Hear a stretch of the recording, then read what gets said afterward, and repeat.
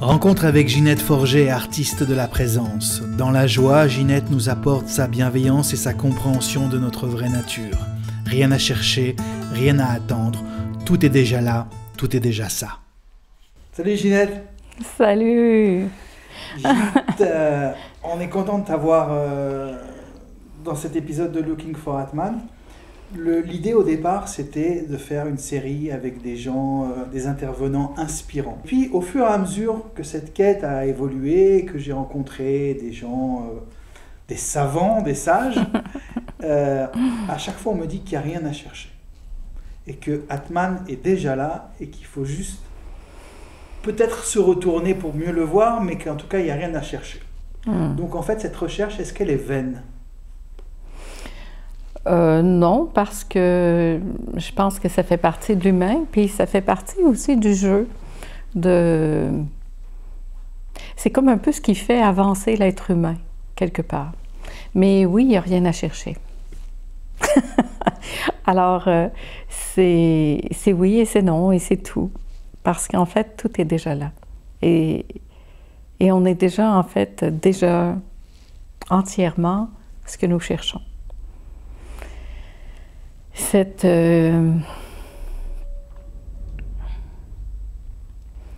présence à ce qui est, c'est beaucoup plus simple que tout ce qu'on a pu imaginer. En tout cas, pour moi, plus ça va, plus je vois à quel point c'est beaucoup plus simple que tout ce que j'ai imaginé.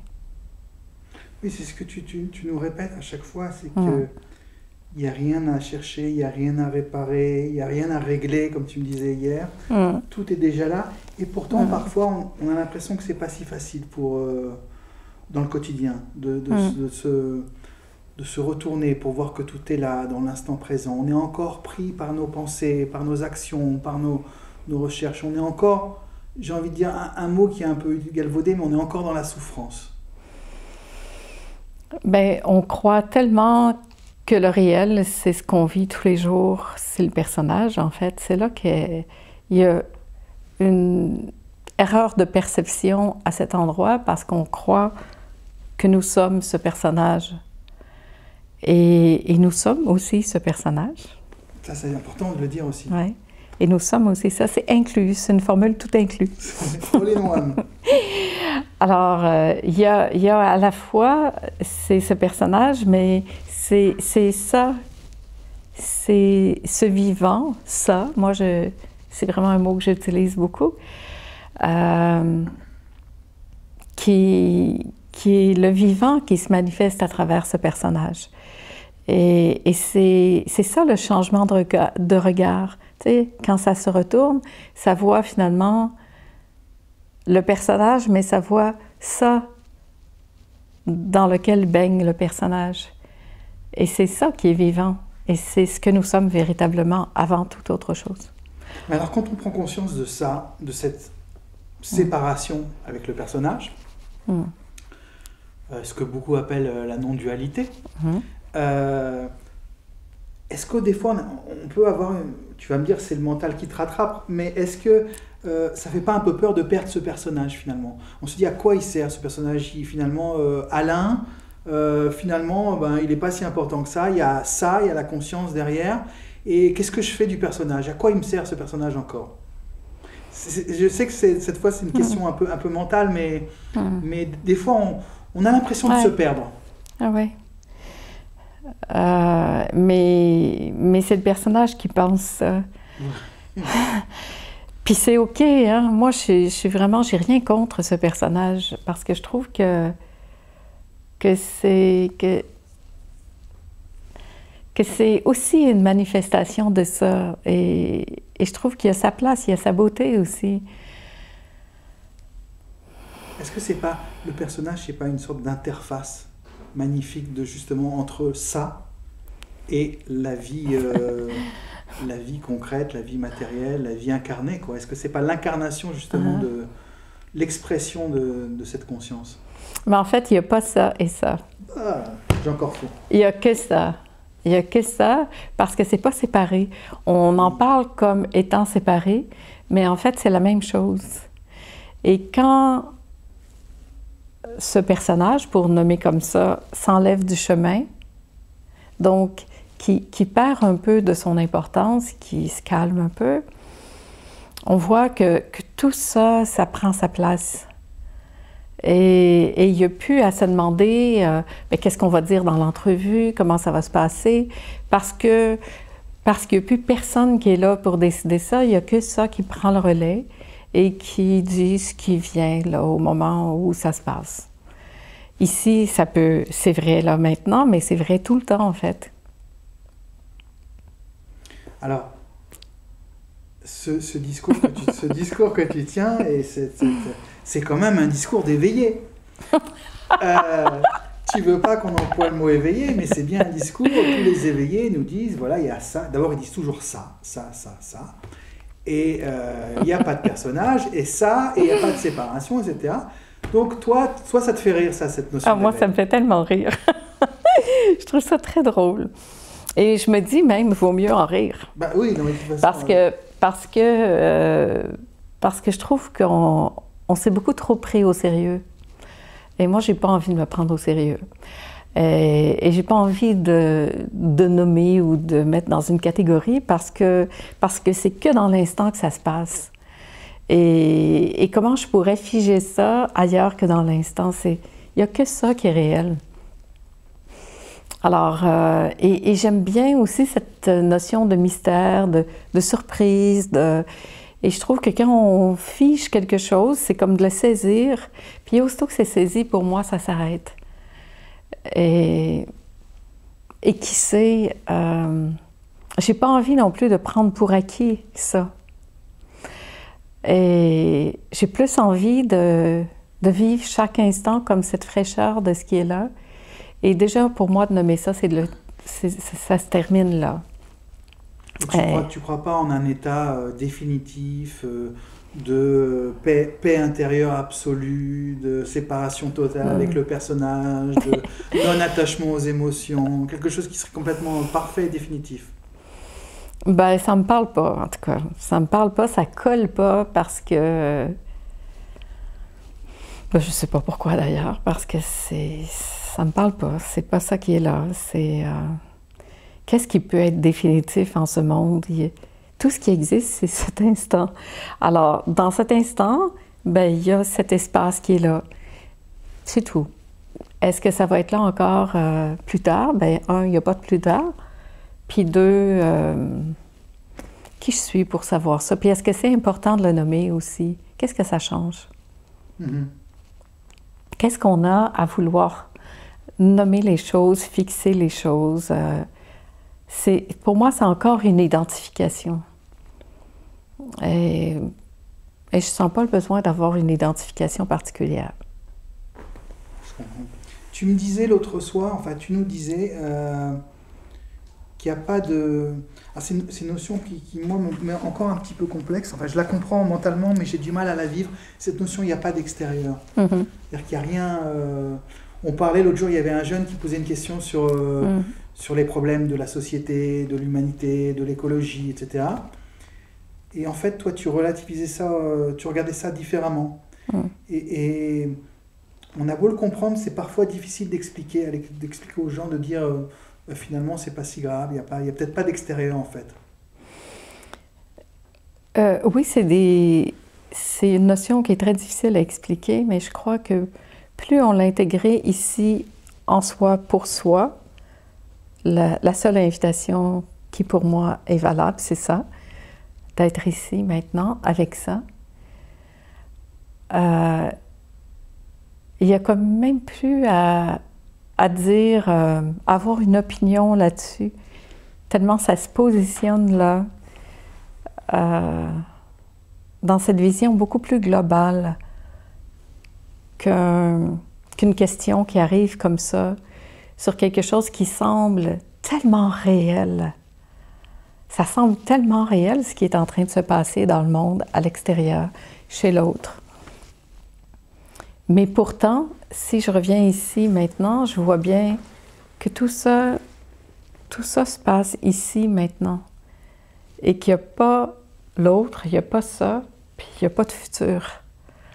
il y a toujours comme que ça ici qui est là. Donc, ça demande vraiment de ramener dans cet instant et de rester là et d'avoir ce regard à partir de ça et de voir qu'est-ce que ça fait ici quand je me fais ce scénario-là. Parce que c'est le personnage qui fait le scénario. Quand le personnage, il part dans ce scénario, qu'est-ce que ça fait? Ah ben là, ça crée de l'inquiétude, de la peur, Et en fait, qu'est-ce que ça change pour la situation en plus? Parce que là, souvent, quand ces discours-là arrivent, c'est qu'on a peur. Déjà, on n'est plus dans l'amour, on est vraiment dans la peur de ce qui pourrait se passer. Et en fait, il n'y a plus ça ici, cette confiance absolue de cette perfection de la vie qui est bien au-delà de tout ce que je peux imaginer. Puis de tout ce jugement qui se fait ici de ça. Qui je suis, moi, pour savoir que ce qui se passe tel que c'est n'est pas parfait dans ce grand plan de ça, de la vie. Si c'est comme ça, si c'est vrai pour ce qui se passe ici dans notre vie au quotidien, c'est aussi vrai pour ça. Oui, mais on peut aussi partir du point de vue que la vie, le monde est parfait et l'univers et la création sont des choses merveilleuses et parfaites, mais que l'homme s'est détourné justement de sa vraie nature et a causé des dégâts. On peut pas ignorer le fait. Justement, pourquoi on est là en train de discuter? Parce qu'on est à la recherche de retrouver une sorte de vraie nature. Même s'il ne faut pas rechercher, on fait des week-ends ensemble justement pour nous guider, nous pointer du doigt un retour vers l'instant présent, vers la vraie nature, etc. Donc ça veut dire que quelque part, on s'est un peu détaché de ça. On a perdu un peu la route. Et l'homme, avec 2000 ans de civilisation, les guerres, c'est le résultat aussi de ce détachement. Donc il y a des dégâts qui ont été faits. Ça, on peut pas le nier. Mais les dégâts, ils ont été faits dans l'histoire. Oui. Mais lorsqu'on se rend compte comme ça pour proposer ces échanges, ce témoignage, c'est pour se souvenir de ce que nous sommes bien avant ça. Oui. Donc, est-ce que nous sommes cette histoire qui s'est passée? Et si oui, bien, on est coincé dedans, puis là, il y a quelque chose à réparer. Mais si on voit qu'on est bien au-delà de tout ça qui s'est passé et qu'on se positionne là, dans cet espace où tout ça n'existe pas réellement, ça ne veut pas dire que ça n'existe pas. Ce sont des faits, ce sont des choses qui sont arrivées dans l'histoire, mais ça reste dans l'histoire. Tant que je reste le nez sur l'histoire, bien, je vais vouloir trouver une solution, je vais vouloir faire quelque chose, parce que l'humain, il a envie, il y a cet élan de saisir, de prendre, de réparer, d'organiser l'instinct de sauveur qui arrive, de dire « Ouh, ça y est, j'ai quelque chose à sauver là ». Ou bien, je me positionne ici, maintenant, dans cette seule réalité qui soit, et je regarde ça à partir de ce regard, d'un regard vaste, d'un regard qui porte tout ça, qui n'a pas le nez dedans, mais qui a une vision beaucoup plus vaste, beaucoup plus globale, et dans laquelle je peux me poser ici. Et je peux voir, quand je dis perfection, je veux juste préciser, je ne parle pas de perfection comme nous, on entend dans notre monde de perfection, mais vraiment pour moi, la perfection, ça l'inclut tout, ça l'inclut toutes ces histoires-là. C'est pas, en fait, c'est peut-être même pas le bon mot, perfection. C'est un ordre, un certain ordre des choses qui se passent dans le monde. Et qui je suis pour savoir que cet ordre-là n'est pas comme ça devrait être. Parce qu'en fait, au-delà de tout ça, ce que ça nous amène, tout ça, c'est à être davantage dans l'amour ou bien dans la peur. Alors, pour transférer ma question et ta réponse sur un plan plus personnel, enfin, sur un plan de l'individu, encore une fois, sur cette histoire des dégâts, on peut essayer de se recentrer, retrouver la nature, sa vraie nature, dans l'instant présent, mais chacun dans sa vie, des fois, a causé des dégâts. Que ça soit quelqu'un qui n'a plus de travail, qui est au chômage, quelqu'un qui a fait faillite, qui a plus d'argent, quelqu'un qui est malade, quelqu'un qui a des problèmes de couple en permanence. Alors, tu vas lui dire, reviens dans l'instant présent, mais il y a des dégâts qui ont été faits. Comment aborder ça, je veux dire, tu comprends mon approche? Oui, mais je ne vois pas ça comme des dégâts. La maison a brûlé, il a fait faillite, il n'a plus rien. Comment il fait?